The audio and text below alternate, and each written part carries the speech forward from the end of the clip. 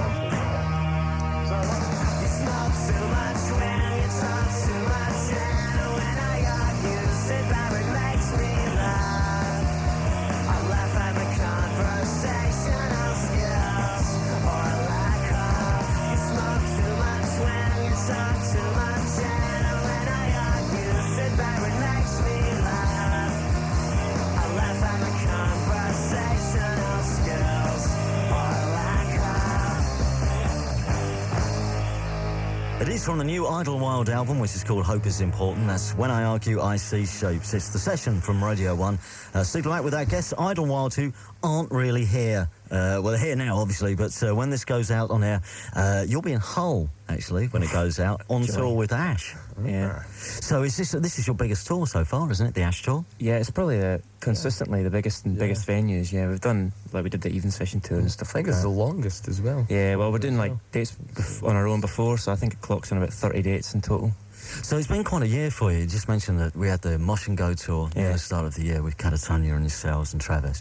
Has it gone by in a bit of a daze? Really, we've been it's been constant, because when we haven't been touring, we've been recording, really, because we did the sort of tour in January, recorded in February, tour in March, recorded in April, tour in May, it's been like that, so it's been really sort of, the only time we've really had off's been sort of July, when we didn't really do any festivals and stuff like that. What about highlights then so far? Because as I say, it's been quite a mad year. I'd say definitely really gig-wise, probably Reading Festival. Yeah, really. Reading was great. Because I think that was the first time I've really felt comfortable playing on a bigger stage, because it does take a while when you're used to playing tiny wee pubs and stuff, just to be able to, go on stage and fill it out, really. So when did you get a chance to actually record the record then? We did it in bits and pieces. We did it in February and April in Chapel Studios, and then we did a bit in Dublin in June. Kind of in between about 4 weeks. Yeah, about 4 weeks in all, but it was all spread out, and then we mixed it in the summer in London, Matrix.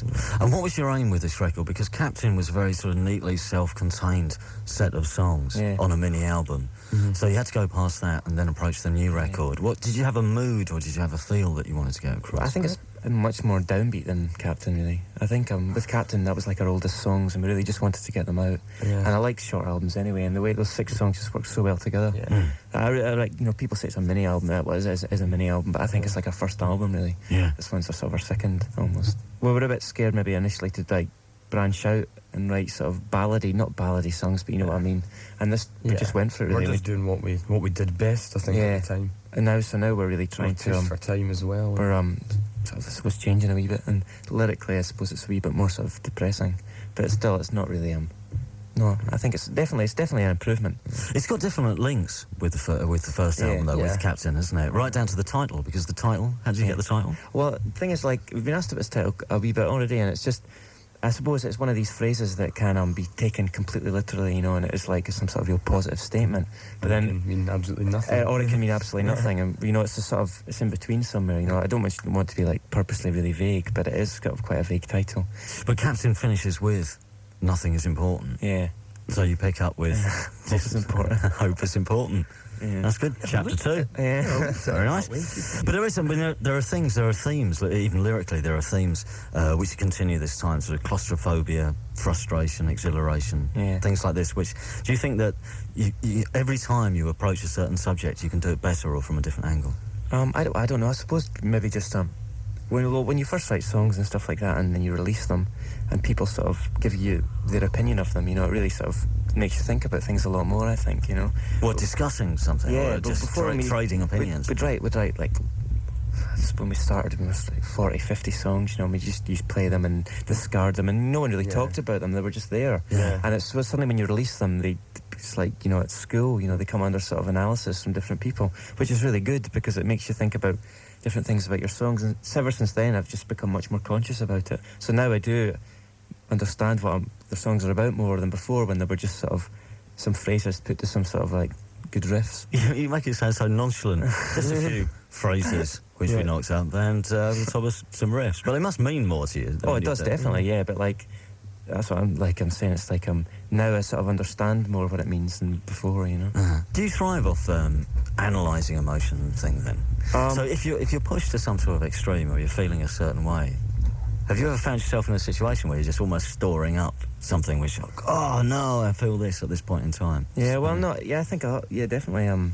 Like, what I've done, I've kept a notebook since I was young, and I just always wrote things in it all the time, and now I'm going back and using like phrases from that, when I was 15, stuff like that. So what sort of bands did you use as sort of inspiration when you first started? There's like bands we've got in common, definitely, like I suppose Sonic Youth and R.E.M. and Deus and stuff like that, but like everyone, like me and Bob are big big into sort of Palace and Smog and stuff like that, and Royal Trucks and bands like that.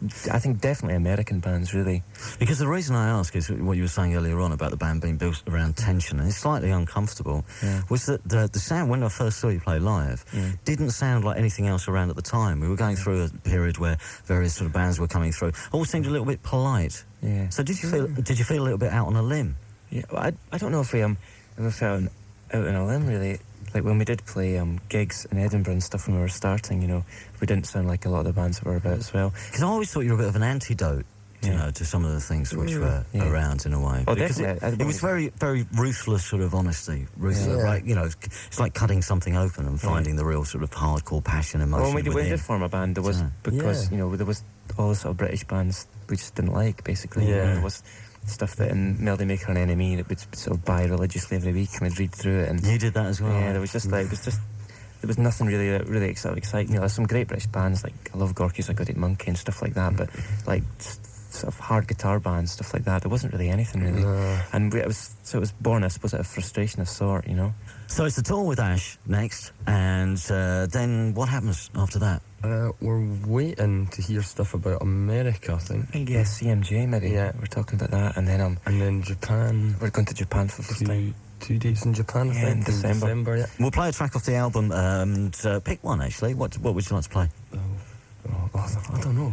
There's 12 of them, isn't there? Low Lights I think would be a good one to play, just simply because it won't get played anywhere else. No, I think it's plus it's like, a lot's been written maybe about the album being quite more sort of, melancholy and sort of melodic than Captain, but I think this one's just all out sort of thrash. Really. Okay, and this is the last track on the record as well, right, isn't it? Yeah. Okay, so it's the climax to the new Idlewild album, Hope Is Important. Thanks for coming in. Thanks so much.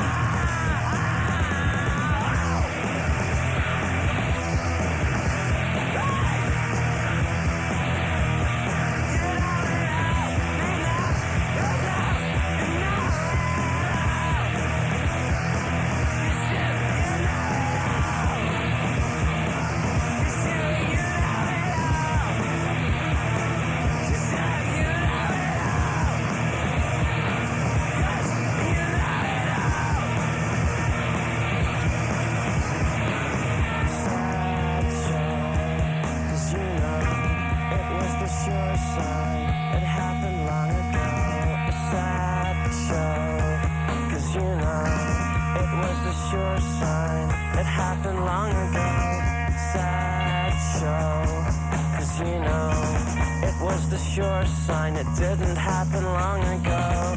Sad show, 'cause it was the sure sign it happened. Sad show, 'cause It was the sure sign it didn't happen long ago. Sad show, 'cause you know, it was the sure sight. It happened long ago. Sad show, 'cause you know, it was the sure sign. It happened long ago. Sad show, 'cause you know, it was the sure sign. It happened long ago. Sad show, 'cause you know, it was the sure sign. It happened long ago. Sad show, 'cause you know, it was the sure sign. It happened long ago. The lights are low. The lights are low. The lights are low. And I'm blind.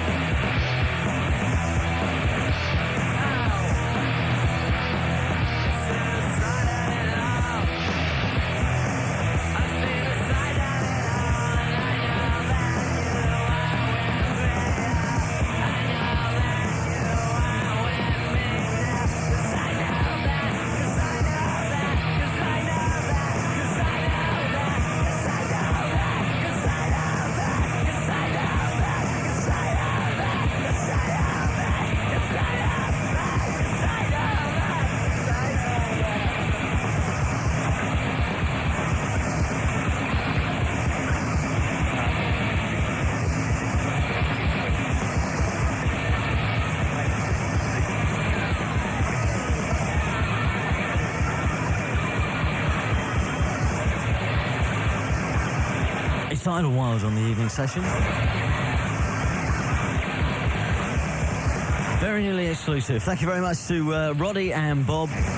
Idlewild on tour at the moment with Ash. That's from the album Hope is Important, which is out in the shops next week. And that's the track which rounds off the album.